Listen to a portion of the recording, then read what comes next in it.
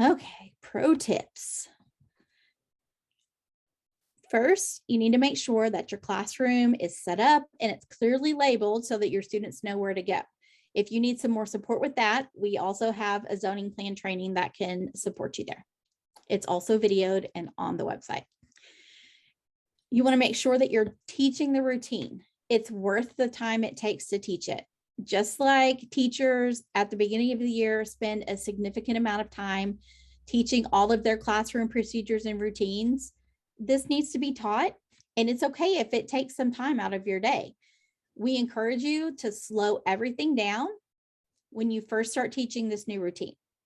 It's just as important as academic instruction. And like we said earlier, when they get in this routine and it's running smooth, it's going to buy you back some instructional time. When you're teaching the skill, it really helps if you have super fun, engaging activities, because they want to transition and come to the super fun thing that you have planned at the next place. So making sure that you really focus in on fun, engaging activities when you first begin teaching this is also really important. It will help you in avoiding a power struggle. You do not want to get in a power struggle over this or make it aversive, because it's really important to your classroom. You want to make it fun and enjoyable and something that they want to do. And consistency is so important. You have to run your schedule with fidelity all day long, every day. Even on Fridays when it's, everyone's tired and you're ready for the weekend, you can change up what you do on the schedule, but you still have to use a consistent schedule, rotations, follow the schedule. You can't just throw the schedule out for the day. It's really important when you're teaching this routine that you keep your schedule in place and everything matches the schedule, except for, those unplanned emergencies.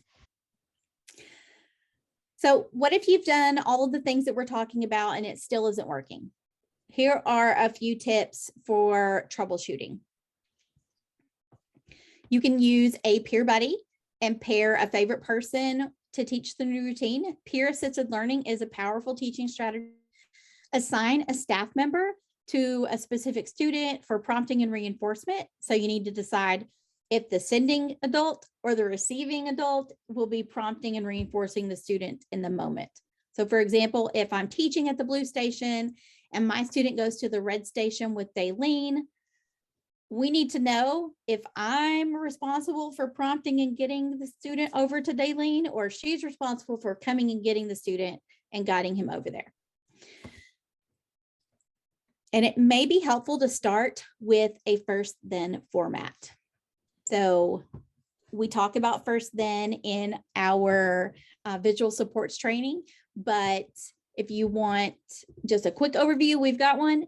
We have an example of a first then on the screen. So you are showing them what's going to happen first and what happens next. It's really helpful if you start with two super fun things, and then you can work in some work activities. You need to make sure that you're giving them the choice of what's on the then piece so that they are interested in getting to then and they will do the first activity. It's a good place to start if the others aren't successful. If they're having any challenging behavior, this is a place where you can begin to get you rolling, and then you can transition into another type of schedule.